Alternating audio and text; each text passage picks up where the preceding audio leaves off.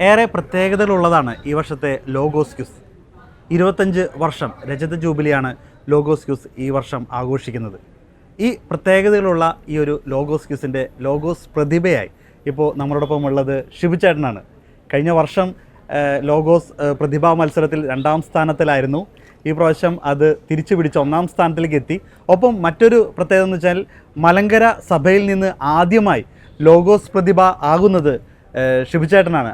ആ ഒരു പ്രത്യേകതയും കൂടി ഈ ഒരു ലോഗോസ് ക്വിസിൻ്റെ ഗ്രാൻഡ് ഫിനാലെ വേദിയിൽ നടക്കുന്ന കാഴ്ചയാണ് കണ്ടത്. എന്തായാലും ലോഗോസ് പ്രതിഭയായിരിക്കുന്ന ഷിബുചേട്ടനോട് തന്നെ നമുക്ക് ചോദിക്കാം. ചേട്ടാ, എങ്ങനെ തോന്നുന്നു ഈ ഒരു നിമിഷം? കഴിഞ്ഞ വർഷം കപ്പിനും ചുണ്ടിനും എന്ന രീതിയിൽ തന്നെയാണ് ആ ഒരു പ്രതിഭാപട്ടം പോയത്. പക്ഷേ ഈ വർഷം അത് വളരെ മനോഹരമായി തിരിച്ചു പിടിച്ചു. എന്ത് തോന്നുന്നു? ദൈവവചനത്തിൽ മാറ്റുരയ്ക്കുന്ന മത്സരത്തിൽ അതിൻ്റെ ജേതാക്കളെ തീരുമാനിക്കുന്നത് ദൈവം തന്നെയാണെന്നാണ് എനിക്ക് മനസ്സിലായത്. നമ്മൾ മുൻവിധികളോടെ പോയിട്ട് കാര്യമില്ല. അവിടെ ദൈവം ഒരാൾക്ക് വേണ്ടി കരുതി വെച്ചിട്ടുണ്ടാകും. അതാണ് കഴിഞ്ഞ വർഷങ്ങളിലൊക്കെ കണ്ടത്. ഈ വർഷം എന്നെ തിരഞ്ഞെടുത്തു. അതൊരു ദൈവാനുഗ്രഹമായിട്ട് കാണുന്നു. വളരെയധികം സന്തോഷം തോന്നുന്നു ഈ ജൂബിലി വർഷത്തിൽ പ്രതിഭയാകാൻ കഴിഞ്ഞത്. കഴിഞ്ഞ വർഷം ഈ പറഞ്ഞ പോലെ പ്രതിഭാസ്ഥാനം കിട്ടിയില്ല. വിഷമം തോന്നിയിരുന്നു ആ സമയത്ത്? ഇല്ല, വളരെയധികം സന്തോഷം തോന്നി. കാരണം ജിസ്മോന് കിട്ടിയപ്പോൾ എനിക്ക് വളരെയധികം സന്തോഷം തോന്നി. എന്താണെന്ന് വെച്ചാൽ ഞാൻ ഒരുപാട് ചിന്തിച്ചു നോക്കി. ദൈവവചനം മാത്രം പഠിച്ച ജിസ്മോൻ എന്നെ ദൈവം തിരഞ്ഞെടുത്തു എന്ന് പറയുമ്പോൾ അത് ഒരു എന്താ പറയുന്നത്, ദൈവവചനത്തിൽ എത്രത്തോളം ആഴപ്പെടുന്നോ ആളെ ദൈവം തിരഞ്ഞെടുക്കും എന്നാണ് എനിക്ക് അതിൽ നിന്ന് മനസ്സിലായത്. അത് കൂടുതൽ ശക്തിയോടെ പഠിക്കാൻ ഒരു ഊർജ്ജമായിരുന്നു. കഴിഞ്ഞ 2 വർഷവും അങ്ങനെയാണ് എനിക്ക് തോന്നിയത്. ഈ ഒരു കഴിഞ്ഞ വർഷത്തെ ഒരുക്കങ്ങൾ എങ്ങനെയായിരുന്നു? ഈ വർഷം പ്രതിഭാപട്ടം എന്തായാലും എൻ്റെ കയ്യിൽ തന്നെ ഉണ്ടാവും എന്ന് ചിന്തിച്ചുകൊണ്ടായിരുന്നു? അങ്ങനെ ചിന്തിക്കാൻ നമുക്ക് ഒരിക്കലും പറ്റത്തില്ല. നമ്മളെത്ര പ്രയത്നിക്കുന്നോ, നമ്മളെത്ര അധ്വാനിച്ചോ, അതിനൊക്കെ നമുക്കൊരു ഫലപ്രാപ്തി വരുന്നത് അതിൻ്റെ കൂടെ ദൈവസഹായവും ദൈവാനുഗ്രഹവും കൂടെ വരുമ്പോഴാണ്.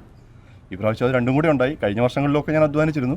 അതിലും കൂടുതലായി അധ്വാനിച്ചു വരുന്നതെന്ന് ചോദിച്ചു കഴിഞ്ഞാൽ ചില ജീവിത സാഹചര്യങ്ങളിലൊക്കെ കുറച്ച് ബുദ്ധിമുട്ടുകളിലൂടെയൊക്കെയാണ് പഠനം മുന്നോട്ട് പോയിക്കൊണ്ടിരുന്നത്. ഇവിടുന്ന് പോയ അന്ന് മുതൽ തന്നെ പഠിക്കാൻ തുടങ്ങിയതാണ്. അന്ന് കഴിഞ്ഞ കൊല്ലം പ്രതിഭാ മത്സരത്തിൽ പങ്കെടുത്ത് പോയ അന്ന് തന്നെ ഞാനൊരു 3 വാക്യം പഠിച്ചായിരുന്നു. അന്ന് മുതൽ തുടങ്ങിയതാണ്. അതായത് ഒരു വർഷത്തെ ഒരു പഠനത്തിൻ്റെ ഒരു ഫലപ്രാപ്തിയാണ് ഇന്നിവിടെ എനിക്ക് ഈ സമ്മാനം കിട്ടിയത്. എങ്ങനെയായിരുന്നു ഈ പ്രാവശ്യത്തെ ക്വിസ് കോമ്പറ്റീഷൻ? ഇപ്പോൾ തുടക്കത്തിൽ ആദ്യമേ ഇന്ന് രാവിലെ നമ്മൾ ഇരിക്കുമ്പോൾ ഷിബുചേട്ടൻ എന്നോട് പറഞ്ഞു, ഞാൻ കഴിഞ്ഞ വർഷം ഇരുന്ന അതേ സീറ്റിൽ തന്നെ എനിക്ക് ഈ പ്രാവശ്യം കിട്ടിയത്. അതേപോലെ തന്നെ എ വിഭാഗത്തിലിരുന്ന ജിസ്മോൻ ഇരുന്ന അതേ സീറ്റിൽ തന്നെ ഈ പ്രാവശ്യം എ വിഭാഗത്തിൽ ജോഹൻ ഇരുന്നത്. ആ സമയത്ത് ഇവിടെയൊക്കെ എങ്ങനെയൊക്കെ കടന്നുപോയത്? അത് ശരിയാണ്. കഴിഞ്ഞ വർഷം കിട്ടിയ സീറ്റ് തന്നെയാണ് ഞങ്ങൾക്ക് നറുക്കിട്ടപ്പോഴും ഈ പ്രാവശ്യം എനിക്കും ആനി ടീച്ചർക്കും 1ാം സ്ഥാനം കിട്ടിയ 1ാം എ ഗ്രൂപ്പിലുള്ള കൊച്ചിനും കിട്ടിയത്. ദൈവത്തിൻ്റെ ഓരോ തെരഞ്ഞെടുപ്പുകളാണ്, നമുക്കൊന്നും പറയാൻ പറ്റത്തില്ല. കിട്ടിയ സാഹചര്യം അനുസരിച്ച് നമ്മളെങ്ങനെ ഉപയോഗിക്കുന്നു അതിലാണ് ഒരു വിജയം വരുന്നത്. എങ്ങനെയായിരുന്നു ഈ പ്രാവശ്യത്തെ മൊത്തം ക്വിസ് കോമ്പറ്റീഷൻ? ക്വിസ് കോമ്പറ്റീഷൻ നല്ല ടഫാണ്. അത് ആഴത്തിൽ ഗ്രഹിച്ചെടുക്കൽ, പിന്നെ അതിൻ്റെ സ്പീഡ്. നമ്മൾ ചെറിയ പിള്ളേരെ പോലെ അത്ര സ്പീഡിൽ നമുക്ക് ഉത്തരങ്ങൾ വരത്തില്ല. നമ്മൾ എത്ര പഠിച്ചെന്ന് പറഞ്ഞാലും ആ ഉത്തരത്തിലേക്ക് നമുക്ക് ചിലപ്പം ആ ഉത്തരത്തിൻ്റെ ടൈമൊക്കെ കഴിഞ്ഞായിരിക്കും ചിലപ്പോൾ നമ്മുടെ മനസ്സിലേക്ക് വരുന്നത്. അപ്പോൾ ആ സമയത്ത് തന്നെ പല ചോദ്യത്തിനും ഉത്തരം പറയാൻ സാധിച്ചതുകൊണ്ടാണ് എനിക്ക് വിജയിക്കാൻ സാധിച്ചത്. ചിലതിനൊക്കെ ഉത്തരം പറയാൻ സാധിച്ചില്ല. കുഴപ്പമില്ല, എന്തായാലും വളരെ സന്തോഷം തോന്നുന്നു. കഴിഞ്ഞ പ്രാവശ്യം ഞങ്ങൾ കണ്ടുവെച്ചാൽ ബസർ റൗണ്ടിലാണ് ആ ഒരു 1ാം സ്ഥാനം നഷ്ടപ്പെട്ടത് അല്ലേ? ബസർ റൗണ്ടിൽ അവസാന നിമിഷം വരെ 1ാം സ്ഥാനം നിന്നിട്ട് ബസർ റൗണ്ടിലാണ് ജിസ്മോന് കിട്ടിയത്. പക്ഷേ ഈ പ്രാവശ്യം അവസാനത്തെ 2 ബസറുകൾ ഉപയോഗിച്ചുള്ള റൗണ്ടിലാണ് ഷിബുചേട്ടന് കൃത്യമായിട്ട് കയറി പോരാൻ പറ്റിയത്. ഒരു മൈനസ് മാർക്ക് വന്നാൽ കൂടി ആ ബസർ എന്നെ വീണ്ടും സഹായിച്ചു. എങ്ങനെയാണ് അതിന് കാണുന്നത്? അത് കഴിഞ്ഞ 2 വർഷം ഞാൻ പങ്കെടുത്തെങ്കിലും മൊത്തം ബസർ റൗണ്ടിൽ 12 ചോദ്യങ്ങൾ 2 വർഷമായിട്ടുണ്ടായിരുന്നു. ബസർ ഞാൻ പലപ്പോഴും അമർത്തിയെങ്കിലും എന്നെക്കാളും മുന്നേ വേറെ ആരെങ്കിലും അമർത്തിയിട്ടുണ്ടാവും. അതിലൊരു ചുമപ്പ് കത്തുന്നത് ഈ വർഷം ആദ്യമായിട്ടാണ്. അപ്പോൾ ആദ്യമായിട്ടൊരു ചുമപ്പ് കത്തിയപ്പോൾ പിന്നെ ഒരു എന്താ പറയുന്നത്, എങ്ങനെയായാലും ഉത്തരം പറയാം എന്നൊരു ആത്മവിശ്വാസത്തിൽ. കഴിഞ്ഞ വർഷം അത്ര ആത്മവിശ്വാസം എനിക്ക് ആ സമയത്ത് വന്നില്ല. ഈ വർഷം എന്തോ എനിക്ക് വേണ്ടി തിരഞ്ഞെടുത്ത പോലെയാണ്. ആ സമയത്ത് ഒരു ആത്മവിശ്വാസം വന്നു. ചോദ്യം കേട്ടിട്ടല്ല, അതുകൊണ്ടാണ് ഉത്തരം തെറ്റിയത്. അറിയാത്ത ചോദ്യമാണെങ്കിൽ ഞാൻ വെറുതെ ബസർ അമർത്തിയതാണ്. അത് ഉത്തരം കേട്ടിട്ടല്ല ബസർ അമർത്തിയത്. പക്ഷേ അത് റിസ്ക് എടുക്കണം. അച്ഛൻ പലപ്പോഴും കഴിഞ്ഞ വർഷം ഒന്നും ഞാൻ ആ റിസ്ക് എടുത്തില്ല. ജയിക്കാമായിരുന്ന മത്സരങ്ങളായിരുന്നു കഴിഞ്ഞ 2 വർഷവും. കണ്ടവർക്കൊക്കെ അറിയാം. പക്ഷേ നമ്മൾ റിസ്ക് എടുത്തില്ല. പ്രശ്നം രണ്ടും കൽപ്പിച്ച് റിസ്ക് എടുത്തു, വിജയം കിട്ടി. എന്നോടൊപ്പം ഉള്ളത് ഷിബുചേട്ടൻ്റെ വൈഫുണ്ട്, ഒപ്പം 2 പിള്ളേരുണ്ട്, ആത്മാർത്ഥ സുഹൃത്തുണ്ട്. എന്താണ് ചേച്ചി ഇപ്പോൾ പറയാനുള്ളത്? ദൈവത്തിൻ്റെ അനുഗ്രഹം. കാരണം 2 വർഷം പ്രതിഭയായിട്ട് പോയി. ആദ്യത്തെ വർഷം 3-ാം സ്ഥാനമായിരുന്നു, രണ്ടാമത്തെ വർഷം 2-ാം സ്ഥാനമായിരുന്നു. ഞാൻ വിശ്വസിക്കുന്ന ആളാണ്, എല്ലാം സംഭവിച്ചെല്ലാം നല്ലത് ദൈവത്തിൻ്റെ അനുഗ്രഹം. അപ്പോൾ കഴിഞ്ഞ വർഷം കിട്ടാതിരുന്ന ഈ ജൂബിലി വർഷത്തിൽ നല്ലൊരു പ്രതിഭയാകാൻ വേണ്ടിയിട്ടായിരിക്കും, ദൈവത്തിൻ്റെ അനുഗ്രഹമാണത്. എനിക്ക് തോന്നുന്നത് എപ്പോഴും ഓർമ്മ, കാരണം 25ാമത്തെ വർഷത്തിൽ ജൂബിലി വർഷത്തിലെ പ്രതിഭ എന്നുള്ളത് ഒരു ഇതായിട്ട് മാറുന്നത്. ദൈവത്തിന്റെ ഏറ്റവും വലിയ അനുഗ്രഹം. വീട്ടിലെങ്ങനെയാണ് ശുഭിചേട്ടൻ പഠിക്കുമ്പോൾ സഹായിക്കാനൊക്കെ ഇരിക്കേണ്ട ആവശ്യമുണ്ടോ? ചോദ്യം ചോദിക്കാറുണ്ട്, എന്നെ കൊണ്ട് ചോദിപ്പിക്കാറുണ്ട്. നിങ്ങൾ എല്ലാവരും ഒരുമിച്ച് ലോഗോസ് ക്യൂസ് ഒക്കെ എഴുതിയിട്ടുണ്ടോ? ഞങ്ങൾ 3 പേര് എഴുതിയിട്ടുണ്ട്. മോൻ ഇവിടെ ഇല്ല, മോൻ മംഗലാപുരത്താണ്. ബാക്കി നിങ്ങൾ 3 പേര് എഴുതി? ഞങ്ങൾ 3 പേരും എഴുതി. 4 പേര് എഴുതുന്ന ആൾക്കാരാണ്. 4 പേരും. ചേട്ടനും എഴുതുന്നുണ്ടായിരുന്നു? ശിവചേട്ടന് മാത്രമാണ് കിട്ടാറ്. എനിക്ക് പ്രാവശ്യം ഫസ്റ്റ് 88 മാർക്ക് കിട്ടി ആദ്യത്തേതിൽ. ഞാൻ ശിവചേട്ടൻ ഇപ്പം എന്താ വർക്ക് ചെയ്യുന്നത്? ഞാനൊരു പ്രൈവറ്റ് സ്ഥാപനത്തിൽ ലാറ്റക്സ് ഫാക്ടറിയാണ്, അമേസിങ് ലാറ്റക്സ് എന്ന് പറയുന്ന ഫാക്ടറിയിൽ അക്കൗണ്ടന്റ് ആയിട്ട് വർക്ക് ചെയ്യുന്നത്. അപ്പോൾ എങ്ങനെയാണ് ഈ ജോലിയുടെ ഇടയ്ക്ക് ഈ പഠനവും കാര്യങ്ങളൊക്കെ ആയിട്ട്?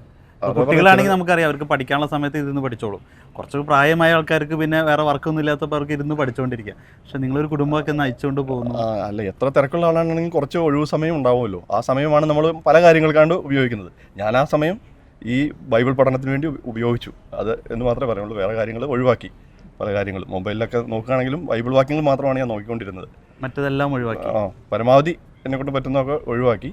പിന്നെ ഫ്രീ ആയിട്ട് കിട്ടുന്ന സമയങ്ങൾ, ഇപ്പോൾ ജോലി സമയത്താണെങ്കിലും വീട്ടിലുള്ള സമയത്താണെങ്കിലും എപ്പോഴാണെങ്കിലും, അതിന് ഇന്ന സമയമൊന്നുമില്ല. ചിലപ്പോൾ യാത്ര സമയങ്ങളിലാണ് ഞാൻ കൂടുതൽ, അതായത് ഞാൻ എൻ്റെ വീട്ടിൽ നിന്ന് ജോലി സ്ഥലത്തേക്ക് ഒരു മണിക്കൂറോളം യാത്രയുണ്ട്. ഞാനത് ആദ്യമൊക്കെ പറയാറുണ്ട്. ആ 1 മണിക്കൂർ യാത്രയിൽ ഞാൻ തലേദിവസമൊക്കെ പഠിക്കുന്ന ബൈബിൾ വാക്യങ്ങൾ, ഇപ്പോൾ 1 അധ്യായം 2 അധ്യായമൊക്കെ പഠിച്ചിട്ടുണ്ടെങ്കിൽ അത് റിവിഷൻ നടത്തുന്നത് ഞാൻ ഈ യാത്രയിലാണ്. ഇപ്പം നമ്മൾ സ്കൂട്ടർ കൊണ്ടാണ് പോകുന്നത്. അപ്പോൾ സ്കൂട്ടർ ഓടിച്ച് പോകുമ്പം ഇതിങ്ങനെ പറയും. എവിടെയെങ്കിലും കിട്ടാതെ വരികയാണെങ്കിൽ അവിടെ നിർത്തും, മൊബൈൽ എടുത്ത് നോക്കും, അത് തെറ്റുണ്ടോ സംശയമുണ്ടോ. അങ്ങനെയാണ് ശരിക്കും പറഞ്ഞാൽ ആ 1 മണിക്കൂർ വീട്ടിൽ നിന്ന് ഈ ജോലി സ്ഥലത്തേക്കുള്ള യാത്രയിലാണ് എൻ്റെ പഠന സമയം ഈ വർഷം. അതാണ് എന്നെ ഈ വിജയത്തിലേക്ക് എത്തിച്ചതെന്ന് ഞാൻ വിശ്വസിക്കുന്നത്. ഈ വർഷം, ആദ്യത്തെ വർഷങ്ങളിലും അങ്ങനെ തന്നെ ആയിരുന്നു. പക്ഷേ ഈ വർഷം ഞാൻ ഈ സമയമാണ് കൂടുതൽ പഠിക്കാനായിട്ട് ഉപയോഗിച്ചിരിക്കുന്നത്. വീട്ടിൽ നിന്ന് ജോലി സ്ഥലത്തേക്കുള്ള യാത്രകളാണ് കൂടുതൽ ഞാൻ പഠിക്കാനായിട്ടും.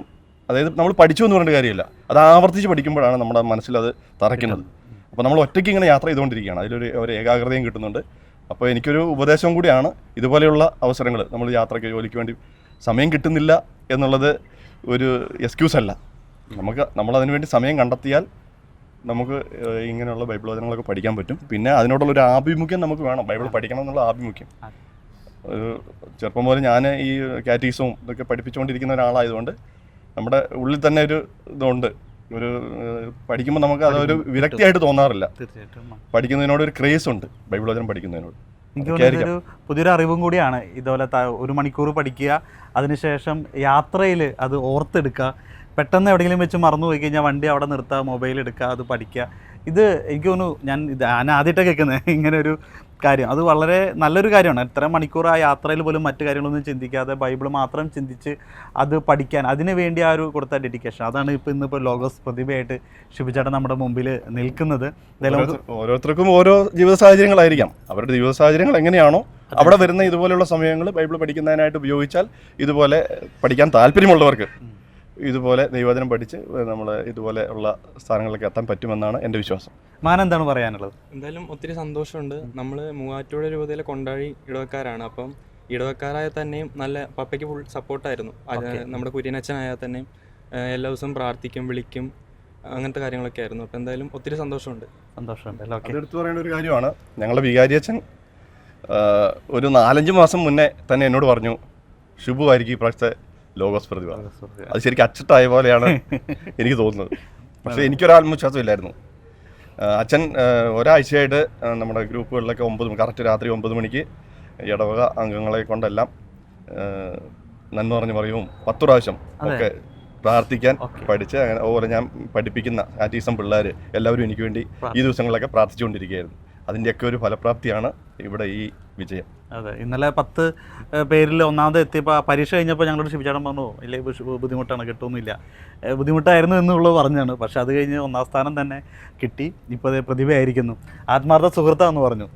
അതെ, അവൻ അങ്ങനെയാ പറയാറുള്ളൂ. എന്തും അവൻ ഭയങ്കര ബുദ്ധിമുട്ടാന്ന് പറയും. അവൻ ഞങ്ങൾ ചെറുപ്പത്തിൽ തുടർന്ന് കളിച്ച് ഒരുമിച്ച് പഠിച്ചവരാണ് ഞങ്ങൾ. അപ്പം അവന് പറയുകയാണെങ്കിൽ 1 പ്രാവശ്യം കേട്ടാൽ മതി അവന്. അത് അവന് ബൈഹാർട്ടാണ്. അവൻ്റെ ഒരു രീതിയിൽ അവന് ദൈവകൃപ അങ്ങനെ ഒരു കൃപ ലഭിച്ചിട്ടുണ്ട്. അവൻ സ്കൂളിൽ പഠിക്കുന്ന സമയങ്ങളിലൊക്കെ ഡിസ്റ്റിങ്ഷനോട് അടുത്ത് മാർക്കാണ് അവൻ്റെ സ്കൂളിൽ 10ാം ക്ലാസ്സിൽ 94 കാലഘട്ടങ്ങളിൽ. ആ സമയങ്ങളിൽ തന്നെ അത്രയ്ക്ക് പഠിക്കാനുള്ള ഒരു കഴിവുള്ള ഒരു വ്യക്തിയാണ്. പിന്നെ ഒരു അന്നത്തെ ബികോമും കഴിഞ്ഞ് അന്ന് പാസ്സായി, അന്ന് ഫസ്റ്റ് ക്ലാസ്സിലൊക്കെ പാസ്സായിരുന്ന വ്യക്തിയാണ്. പഠിക്കാനൊന്നും ഒരു ബുദ്ധിമുട്ടില്ല, പിന്നെ നല്ലോണം പ്രയത്നിക്കും. സൺഡേ സ്കൂളിലൊക്കെ ആണെങ്കിൽ പറയാൻ ശരിക്കും ഞങ്ങളുടെ ചെറിയ ഇടവകയിൽ റോൾ മോഡലാണ്. നമുക്കൊരു പറയാം, എങ്ങനെ പറയാഞ്ഞാലും ഷൂവിനെ നോക്കി പഠിക്കണം, അല്ലെങ്കിൽ അത് ദൈവകൃപയാൽ അവന് അതങ്ങനെ ഒരു അനുഗ്രഹം കിട്ടിയിട്ടുണ്ട്. പിന്നെ ഞങ്ങളുടെ എല്ലാവരുടെയും പ്രാർത്ഥന, ഞങ്ങളുടെ ഇടവകയുടെ അച്ഛൻ പ്രത്യേക ബ്ലെസ്സിങ് ആണ്. അത് കഴിഞ്ഞ ആഴ്ചകളിലൊക്കെ അച്ഛൻ തലയിൽ കഴിച്ച് പ്രാർത്ഥിച്ച് കൊന്തയെല്ലാം കൊടുത്ത് കഴുത്തേൽ അണിയിപ്പിച്ച് ഇതുകൊണ്ട് വേണം പോകാൻ, ഇതുകൊണ്ട് വേണം അങ്ങനെ പറഞ്ഞിട്ടാണ് പറഞ്ഞു വിട്ടത്. അത് തന്നെ. പിന്നെ അവിടുന്ന് പറഞ്ഞു റിട്ടേൺ ജോലി കഴിഞ്ഞ് വരുമ്പോൾ ഒരു സ്ഥലത്തെത്തി കഴിയുമ്പോൾ ആ വണ്ടി അവിടെ 1 മണിക്കൂർ നിർത്തി അവിടെ നിന്ന് പഠിക്കുന്ന പറയുന്നത്. അവിടെ നിന്ന് പഠിക്കും. മൊബൈലെടുത്ത് ബൈബിൾ വചനം കേട്ട് അവിടെ നിന്ന് പഠിച്ചിട്ടാണ് വീട്ടിലേക്ക് വരുന്നത്. 1 മണിക്കൂർ ആ വഴിയിൽ വെച്ച് സ്പെൻഡ് ചെയ്യുന്ന പറയുന്നത്. അത് ആരോടും വീട്ടിൽ പോലും പറഞ്ഞിട്ടില്ലെന്നാണ് ആൾ പറയുന്നത്. അതെ അതെ അതെ അതെ അങ്ങനെ പഠിച്ചൊരു വ്യക്തിയാണ്. അവന് അതിനോടുള്ള ഒരു ദൈവം നമ്പുരാൻ ഒരു കൃപ നൽകിയിട്ടുണ്ട്. നമ്മൾ വീട്ടിലെത്തി കഴിഞ്ഞാൽ പല പല കാര്യങ്ങളുണ്ടാവും. വീട്ടിലത്തെ കാര്യങ്ങളുണ്ടാവും. വീട്ടിലെ കുറച്ച് റബ്ബറുണ്ട് വെട്ടാൻ, അത് രാവിലെ ടാപ്പ് ചെയ്യണം, അങ്ങനെയുള്ള പല പ്രശ്നങ്ങളൊക്കെ കാണും. അപ്പം നമുക്ക് പഠിക്കാൻ എന്തെങ്കിലും നടക്കത്തില്ല. പക്ഷെ നമുക്കൊരു ദിവസം കുറച്ച് കാര്യങ്ങളെങ്കിലും പഠിച്ചിരിക്കണം എന്നൊരു നിശ്ചയദാർഢ്യം ഉണ്ട്. അപ്പം അതിനുള്ള കിട്ടുന്ന ഒരു സമയം എവിടെയാണെന്ന് നമ്മൾ അന്വേഷിക്കുമ്പോൾ അതിൽ കണ്ടെത്തുന്ന ഉത്തരങ്ങളാണ് ഈ സമയങ്ങളൊക്കെ. അങ്ങനെയാണ് അങ്ങനെ ഒരു രീതിയിലേക്ക് തിരിഞ്ഞത്. വീട്ടിൽ വന്ന ഉടനെ ചായ കുടിക്കാൻ ഇരിക്കുമ്പോൾ തന്നെ ബൈബിൾ വായിക്കായിട്ട് തുടങ്ങുന്നത് വായിച്ചുകൊണ്ട് പറയാറുണ്ടോ? വേറെ ഇത് മാത്രം മതിയോ? അതാണ്. പിന്നെ 4 മണിക്ക് രാവിലെ ഞാൻ എഴുന്നേൽക്കുമ്പോൾ എൻ്റെ ഒപ്പം എഴുന്നേൽക്കും, അപ്പോൾ ഇരുന്ന് പഠിക്കും. നിങ്ങൾ ഒരുമിച്ചിരുന്ന് പഠിച്ച സമയങ്ങളുണ്ടോ ഫാമിലി? ഇല്ലില്ല, അങ്ങനെയില്ല, എല്ലാവരും ഡിവൈഡ് ചെയ്തിട്ട് അങ്ങനെ ഇതിട്ടാണ്. എന്താണ് മോൾക്ക് പറയാനുള്ളത്? ദൈവത്തിൻ്റെ അനുഗ്രഹം കൊണ്ടാണ് കിട്ടിയത്. വളരെ സന്തോഷം തോന്നി. 3000 രൂപയിൽ നിന്നും ആദ്യമായിട്ടാണ് പ്രതിഭ റൗണ്ടിൽ ഫസ്റ്റ് കിട്ടുന്നത്. അപ്പോൾ വീട്ടിൽ വന്നു കഴിഞ്ഞാൽ രാത്രി 10 മണി വരെയൊക്കെ ഇരുന്ന് പഠിക്കും. പിന്നെ വെളുപ്പിനെ 4 മണിക്ക് എഴുന്നേറ്റിരുന്ന് പഠിക്കും. വളരെ സന്തോഷം തോന്നി. അതെ, ഓക്കെ. എന്തായാലും ഇപ്പോൾ ഈ പറഞ്ഞത് തന്നെയാണ്. അതായത് 25ാമത്തെ വർഷത്തിൽ മലങ്കര സഭയിൽ നിന്ന് ആദ്യമായ ഒരു ലോഗോസ് പ്രതിഭ. കഴിഞ്ഞ 25 വർഷമായിട്ട് ലോഗോസിന് മലങ്കര സഭയിൽ നിന്ന് ഒരു പ്രതിഭ ഉണ്ടായിരുന്നില്ല. അതുകൊണ്ട് തന്നെ മലങ്കര സഭയ്ക്ക് മുഴുവനായിട്ട് ഇത് വലിയ അഭിമാനത്തിൻ്റെ ഒരു നിമിഷമാണ്. മലങ്കര സഭയ്ക്കും അതോടെ തന്നെ കത്തോലിക്ക സഭയ്ക്കും മുഴുവൻ ലോഗോസ് പ്രതിഭ 25ാമത്തെ വർഷം ജൂബിലി വർഷം നമ്മുടെ ഷിബിച്ചേട്ടനായിരിക്കുകയാണ്. അപ്പോൾ എല്ലാവിധ ആശംസകളും ഷിബിച്ചേട്ടനും കുടുംബത്തിനും ചേട്ടനും എല്ലാവർക്കും നിങ്ങൾക്ക് എല്ലാവർക്കും നൽകുകയാണ്. നന്ദി. Thank you.